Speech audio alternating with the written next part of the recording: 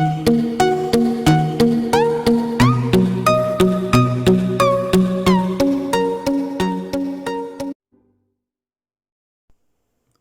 Guys, welcome back to my YouTube channel BMS Gyan. तो आज हमको स्टार्ट करना है चपल या विस्मित होर। ठीक है, तो ये है महारस वर्ग का 7वां द्रव्य। इसके पहले हमने 1 से 6 द्रव्य पढ़ लिए हैं, जिसमें हमने पढ़ा है अभ्रक, वैक्रांत, माच्छिक, विमल, शिलाजतु, सस्यक या तुथ। अब हम पढ़ते हैं चपल। इसके बाद हमारा एक और पॉइंट बचेगा या द्रव्य बचेगा महारस वर्ग में, जो कि है रसक। ठीक है, तो इसको हम इसकी बाद वाली वीडियो में देखेंगे। ठीक है तो चलिए चपल। तो इसका बेसिक डिस्क्रिप्शन जो देख लेते हैं सबसे पहले, वो है हिंदी में इसको चपल बोलते हैं, संस्कृत में चपलाह, अंग्रेजी में या इंग्लिश में विस्मित और इसका जो संकेत है वो BI है। इसका जो काठिन्य या हार्डनेस कह सकते हैं वो 7.8 है, और इसका जो विशिष्ट गुरुत्व है वो 9.7 होता है। ठीक,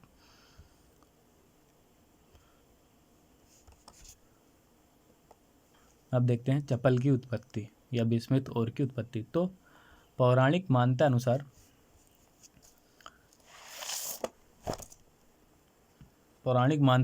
के अनुसार चपल ईश्वर के नासा रंध्र का मल है। तो ये रस कामधेनु में ऐसा इसका वर्णन दिया गया है या इसकी उत्पत्ति दी गई। तो जो चपल होता है वो ईश्वर के नासारंध्र का मल होता है, और ये माच्छिक के कानों में ही इसकी प्राप्ति होती है। ठीक है, और जैसे हमने देखा था कि सस्यक भी स्वर्ण माच्छिक के खान से प्राप्त होता था, और ये भी चपल भी माच्छिक के खान से प्राप्त होता है। रस तरंगरी में चपल को सिलेनियम कहा गया है। ठीक, अब देखते हैं हम चपल की निरुक्ति। तो वंग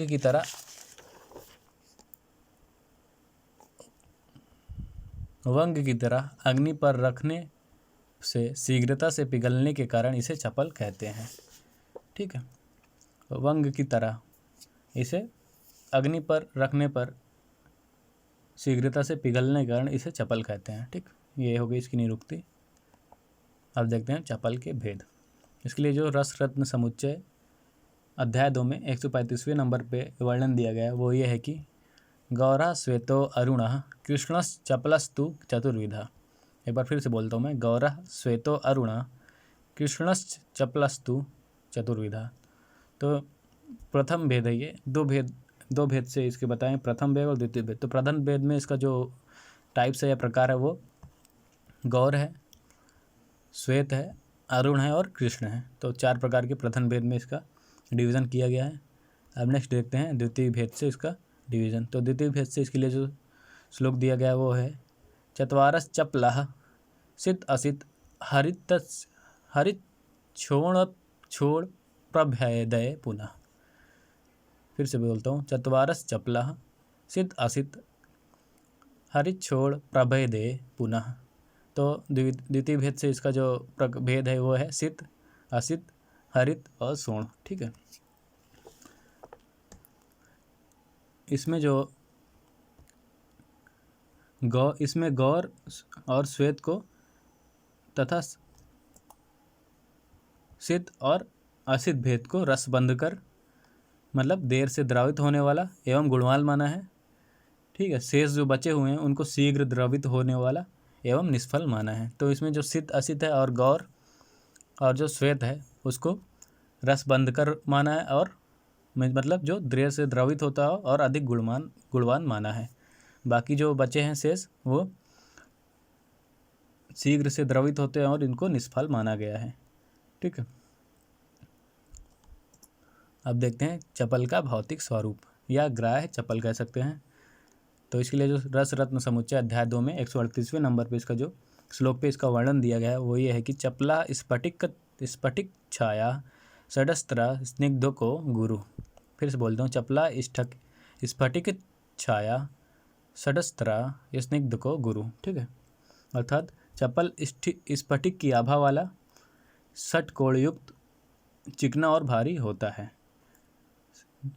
चपल जो ग्राह्य चपल है वो स्फटिक की आभा वाला होता है, षटकोण युक्त होता है और स्निग्ध होता है, मतलब चिकना होता है, और गुरु मतलब भारी होता है।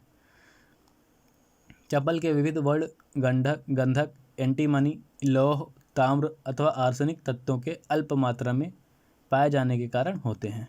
जो चप्पल के बहुत सारे वर्ण होते हैं वो इसलिए होते हैं कि उसमें गंधक, एंटीमनी, लौह, ताम्र आदि आर्सेनिक तत्वों की अल्प मात्रा में पाए जाने के कारण उसके वर्ण जो होते हैं विविध प्रकार के होते हैं। डॉक्टर देसाई के अनुसार जो बिस्मथ धातु खनिज रूप में प्रकृति में प्राप्त होता है उसे श्वेत वर्ण का चप्पल माना जाता है। तो डॉक्टर देसाई के अनुसार जो बिस्मथ धातु है मतलब चप्पल जो है खनिज रूप में जो प्रकृति से प्राप्त होता है उसे श्वेत वर्ण का चप्पल माना जाता है, जैसे हमने प्रथम भेद में देखा था, गौर के बाद श्वेत। ठीक, गौर वर्ण का चप्पल संभवतः बिस्मथ धातु का ऑक्साइड होता है। जो गौर वर्ण का चप्पल होता है वो बिस्मथ धातु का ऑक्साइड होता है, जिसे अंग्रेजी में बिस्मथ ओर कहते हैं। ठीक है। कृष्णमल का चप्पल संभवतः बिस्मथ धातु का सल्फाइड खनिज होता है। जो कृष्णमल का चप्पल होता है वो बिस्मथ धातु का सल्फाइड खनिज होता है। ठीक है। अरुण वर्ण के चप्पल में अल्प मात्रा में बिस्मथ सल्फाइड एवं लौह का ऑक्साइड भी मिलता है। जो अरुण वर्ण का चप्पल होता है उसमें अल्प मात्रा में मतलब लिटिल अमाउंट में बिस्मथ सल्फाइड एवं लौह का ऑक्साइड भी मिलता है। तो जो हो गया सबसे पहला हमारा जो प्रकृति से या धातु खनिज रूप में प्राप्त होता है प्रकृति से वो श्वेत वर्ण का चप्पल माना जाता है। दूसरा तो गौर वर्ण का चप्पल होता है उसमें बिस्मथ धातु का ऑक्साइड होता है जिसे हम बिस्मथ ओर कहते हैं इंग्लिश में। और कृष्णमल का चप्पल में बिस्मथ धातु का सल्फाइड खनिज होता है। अरुण वर्ण के चप्पल में अल्प मात्रा में बिस्मथ सल्फाइड एवं लौह का ऑक्साइड भी मिलता है। ठीक है। तो होगा चप्पल का भौतिक स्वरूप या ग्राह्य चप्पल। ठीक, अब देखते हैं हम चप्पल का शोधन। इसके लिए जो श्लोक दिया है रस रत्न समुच्चय अध्याय 2 में 140वें नंबर पे वो ये है कि जम्बीर करकोटक श्रृंग वैरे विर्भावना भिषज चपलस शुद्धि। जम्बीर करकोटक श्रृंग वैरे विर्भावना भिषज चपलस शुद्धि, अर्थात चप्पल का चूर्ण करके जम्बीरी नींबू, बंध्या करकोटकी तथा आद्रक स्वरस की साथ साथ भावना देने से चप्पल शुद्ध हो जाता है।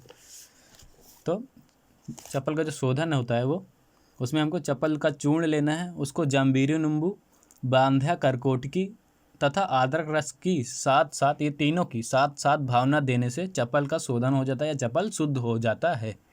तो हमको सबसे पहले चप्पल का चूर्ण लेना है, फिर जाम्बीरी नींबू, बांध्या करकोटकी तथा अदरक स्वरस का स्वादरस लेना है। ये 3 हो गए और एक चूर्ण हो गया चप्पल का चूर्ण, 4 हो गए। इनकी हम एक साथ मिला के साथ साथ भावना देना है, इससे जो चप्पल होता है वो शुद्ध हो जाता है और चप्पल का शोधन हो जाता है। ठीक है। अब देखते हैं हम चप्पल का मारण। इसके लिए जो श्लोक दिया गया है वो है मारियेत पुट पाकेन चप्पलो गिरी मस्तके। मारियेत पुट पाकेन चप्पलो गिरी मस्तके ताम्रवन मारणम चा अपि चपलस प्रशस्यते। ताम्रवन मारणम चा अपि चपलस प्रशस्यते। ठीक है। तो शुद्ध चप्पल में हमको समान भाग में गिरी सिंदूर या गंधक डाल देना है। सेम अमाउंट में हमको गिरी सिंदूर या गंधक लेना है। गंधक डालने के बाद निर्गुंडी स्वरस की भावना देकर बालुका यंत्र विधि से पाक करने पर सुंदर रक्तवर्ण की भस्म बन जाती है। इसी प्रोसेस को या इसी प्रक्रिया को हम चप्पल का मारण या चप्पल मारण कहते हैं। ठीक है। तो हमको गिरी सिंदूर या गंधक सेम अमाउंट में लेना है, इतना हमको चप्पल लेना है। उसके बाद हमको निर्गुंडी स्वरस की भावना देना है। भावना देने के बाद बालुका यंत्र विधि से पाक करना है। बालुका यंत्र विधि से पाक करना है। पाक करने पर जो सुंदर रक्तवर्ण की भस्म बन जाती है या भस्म बनेगी वही चप्पल का मारण हो जाएगा और यही प्रोसेस को हम चप्पल का मारण बोलते हैं। ठीक। अब देखते हैं चप्पल सत्तोपातन। इसके लिए जो श्लोक दिया गया वो ये है कि शैलम तु चूर्णयित्वा तु धान अम्लोप विषय पिंडम बद्ध्वा तु विधिवत पातयेत् चपलम तथा। एक फिर से बोलता हूँ मैं, शैलम तु चूर्णयित्वा तु धान्य अम्लोप विषय पिंडम बद्ध्वा तु विधिवत्तपा तयेत् चपलम तथा। अर्थात चपल का चूर्ण करके उसमें विष, उपविषों के क्वाथ एवं धान्य अम्ल की भावना देकर पिंड बनाना है। चपल का चूर्ण ले लेना है, उसमें विष, उपविष के क्वाथ एवं धान्य अम्ल की भावना देकर पिंड बनाना है। फिर पिंडों को सुखाकर अंधमूसा में रख कर धमन करने पर चपल का सत्व निकल जाता है। ठीक है, तो हमको चपल का चूर्ण लेना है, उसमें विष, उपविषों के क्वाथ एवं धान अम्ल की भावना देना है। देने के बाद हमको उसको पिंड बना लेना है। पिंड बनाने के बाद उसको सुखाकर अंधमूसा में रखकर धमन करने पर चपल का सत्व निकल जाता है। इसी प्रक्रिया को हम चपल सत्वपातन कहते हैं। ठीक है,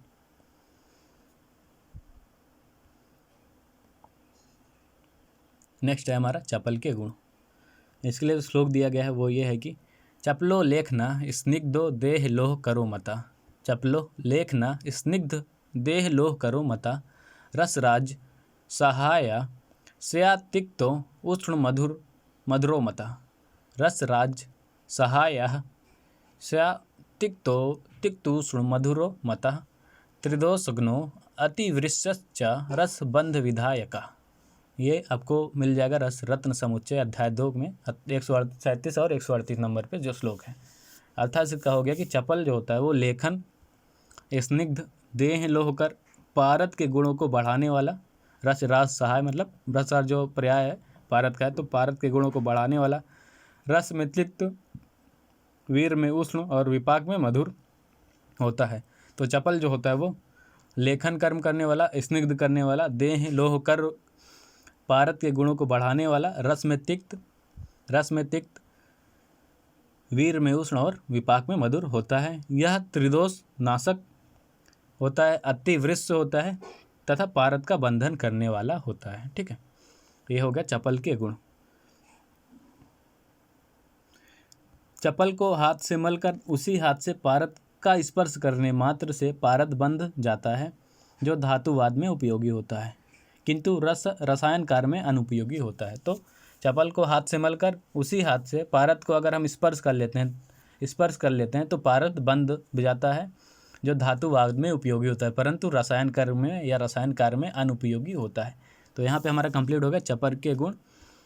ठीक है, इसमें चपल के विशिष्ट योग या चपल की मात्रा, भस्म की मात्रा नहीं बताई गई है क्योंकि इसमें दिया नहीं है और जगह भी नहीं इसका वर्णन दिया गया है कि चपल का विशिष्ट योग का क्या है। तो यहाँ पे हम ख़त्म करते हैं चपल। नेक्स्ट वीडियो हम देखेंगे रसक। ठीक है, तब तक बने रहिए हमारे चैनल के साथ। लाइक, कमेंट और सब्सक्राइब करना मत भूलिएगा। कोई भी डाउट हो तो आप हमें कमेंट करके अपना क्वेश्चन पूछ सकते हैं। ठीक है।